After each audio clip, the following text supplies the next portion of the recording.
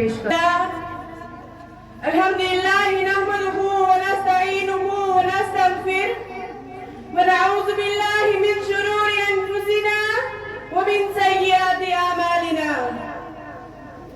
من يهده الله فلا مضل له ومن يضلل فلا هادي له ونشهد ان لا اله الا الله ونشهد ان محمدا عبده ورسوله قال الله تبارك وتعالى في القرآن المجيد والفرقان الحميد فأعوذ بالله من الشيطان الرجيم بسم الله الرحمن الرحيم إن الصلاة تنهى عن الفحشاء والمنكر وقال النبي صلى الله عليه وسلم بين العبد وبين الكفر ترك الصلاة.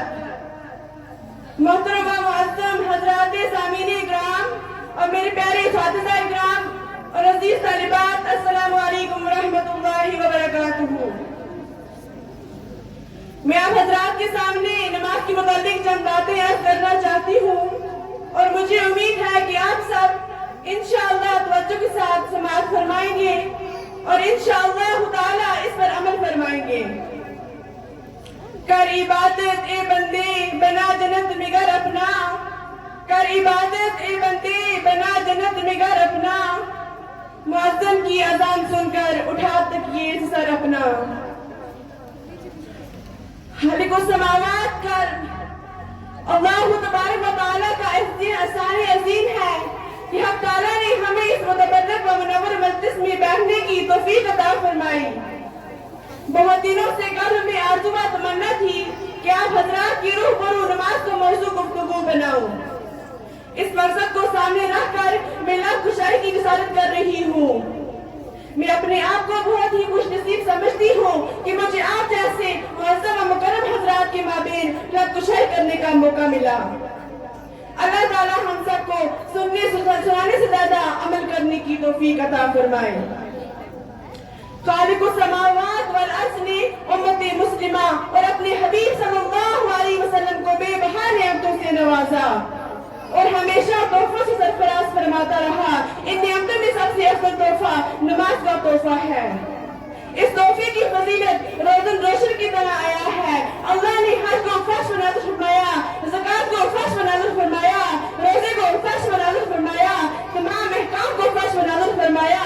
لیکن جب نماز کی باری آئی تو رب کائنات نے اپنے حبیب صلی اللہ علیہ وسلم کو فرمایا کہ ہم آپ ایک قیمتی تحفہ دینے والے ہیں. یہ تحفہ بہت اعلیٰ ہے، یہ تحفہ بہت بلند ہے، لہذا اعلیٰ شے کو بلند ہی کی جگہ عطا کیا جاتا ہے. تو نماز کو عرش الہی پر بلا کر عطا کیا گیا. ایمان اور توحید کے بعد انبیاء علیہ السلام نے نماز کو ہی اہمیت دی. نماز کی تلقین قرآن میں جگہ جگہ پر اقیموا الصلاۃ، اقیموا الصلاۃ، کہیں پر یہ الفاظ ذکر کیے یا ایھا الذین آمنوا استعینوا بالصبر والصلاۃ. اے ایمان والو، نماز اور صبر کے ذریعے سے مدد طلب کرو. جب صحابہ اکرام کو حضور صلی اللہ علیہ وسلم نے معراج کے تحفے کا ذکر کیا، نماز کی بشارت دی تو تمام صحابہ جھوم اٹھے، سبحان اللہ، اب تو ہمیں خدا سے پانے کا واسطہ اور وسیلہ مل گیا. اب تو ہم نمازوں کے ذریعے ہر مشکل آسان کر دیں گے. 5 وقت کی نماز ادا کریں، 500 نماز کا ثواب ملے. سبحان اللہ. نماز جنت حاصل کرنے کا ذریعہ، نماز رسول کی محبت حاصل کرنے کا وسیلہ، نماز رضائے الہی حاصل کرنے کا واسطہ. دل میں ہر ایک انسان کے حضرت ہے جہاں کی، دل میں ہر ایک انسان کے حضرت ہے جہاں کی، وہ بار جہاں دل لگانے کو ملا. کوئی متقی نماز بغیر متقی نہیں ہو سکتا، کوئی ولی نماز بغیر ولی نہیں ہو سکتا، کوئی گرو نماز بغیر گرو نہیں ہو سکتا. حضور صلی اللہ علیہ وسلم نے نماز ادا کی، صحابہ اکرام نے نماز ادا کی، تابعین نے نماز پر ہمیشگی اختیار کی، تابعین نے نماز کو نہیں چھوڑا، ائمہ مجتہدین نے نماز کو پکڑے رکھا اور یہ اکرام نے نماز کو اختیار کیا. کوئی بتا دو کسی نبی نے نماز پڑھ کی ہو وہ نبی بن گیا ہو، کسی ابدال نے نماز پڑھ کی ہو وہ ابدال بن گیا ہو، کوئی امام نماز پڑھ امام بن گیا ہو. آپ بتا ہی نہیں سکتے. اس لیے یہ عمل محبوب عمل ہے. نماز سے قلوب کو نورانی ملتی देती है, नमाज गुस्सा व परेशानी को टाल देती है, नमाज इंसान को अफजल और बुलंद कर देती है। क्यों ना हो, नमाज यह तोहफा है जिससे इंसान बुलंद और आला होता है और नमाज से जाहिर होता है कौन मुत्तकी, कौन शकी, कौन मुस्लिम, कौन गैर मुस्लिम, और ये इम्तियाज सिर्फ नमाज से ही मालूम होता है। मैं बगैर हवाले की बात नहीं कहती, मिशकात शरीफ उठाओ, सफर नंबर 58 पर देखो, फरमाया मुफ्ती इंसान सल्लल्लाहु अलैहि वसल्लम ने वैन ला तू बैन कुफ्र का सलात, बंदी और कुफ्र के दरमियान नमाज को तर्क करना है। सफर नंबर मिशकात शरीफ के सफर नंबर 80 पर देखें, एक और हदीस है जिसकी रावी हज़रत ख़दीजा रज़ियल्लाहु तआला अन्हा है। फरमाया मुफ्ती इंसान सल्लल्लाहु अलैहि वसल्लम ने अला तू बैना व बैन कुफ्र का सलात, हमारे और मुनाफिकीन के माबीन अहद है, वो नमाज है, और जिसने नमाज को तर्क किया वही उसने कुफ्र किया।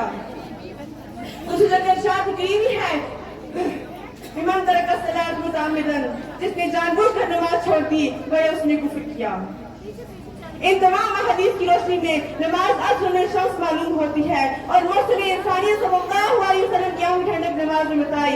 अल्फाज यूं हैं कुर्रतुल आइनी फिस सलात, जब बंदा रहमत खुदाबंदी के दरबार में अपना सर हम करता है तो मुर्सले इंसानियत सल्लल्लाहु अलैहि वसल्लम को ठंडक, आंखों को ठंडक पहुंचती है और तारिकुस सलात से नबी हुज़ुर को तकलीफ होती है। जिसने भी नबी सल्लल्लाहु अलैहि वसल्लम को तकलीफ पहुंचाई वह उसकी दुनिया और आखिरत बर्बाद है। अस्तगफिरुल्लाह।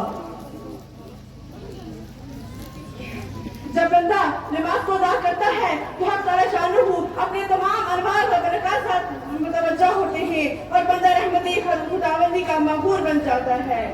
किसी शायर ने क्या खूब कहा है, ये एक सजदा जिसे तू गिरा समझता है, ये एक सजदा जिसे तू गिरा समझता है, हजार सजदों से देता है आदमी को नजात।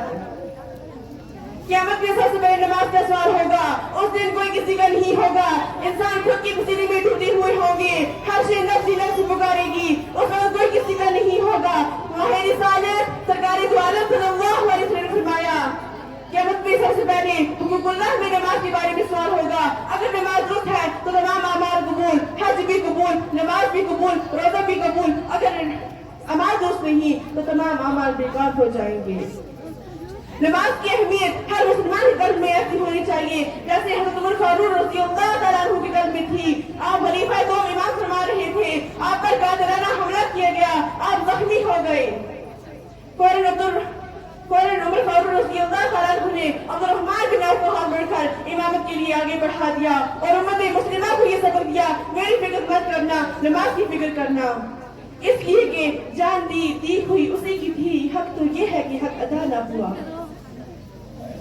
हज़रत उमर फारूक रज़ियल्लाहु तआला का खून ज़्यादा बह चुका था, जिसकी वजह से गशीदारी हो रही थी। गशी की अदालत के बाद किसी ने कहा उमर फारूक नमाज का वक्त हो गया। उमर फारूक फरमाते हैं कि नमाज जरूर पढ़नी है, जिसने नमाज नहीं पढ़ी उसके इस्लाम में कोई हिस्सा नहीं। इसी बात पर मैं आपको एक वाक़या बताने चलूं।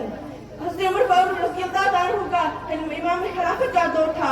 एक बूढ़ी गदीर जमीन पर गिर जाता है, वो फौरन दरबार अमीर मोमिनीन में हाजिर होती है और मुतालबा करती है कि जमीन ने मेरा तेज चूस लिया। हज़रत उमर फारूक फरमाते हैं एक पर्दा लाते हैं और उसमें कुछ लिखते हैं और उस जमीन और बुढ़िया से कहते हैं कि इसको जमीन पर रखो जहाँ पर तुम्हारा तेल गिर गया हो। वो बुढ़िया ऐसा ही करती है, तो फौरन पूरा तेल वापस उगल देती है।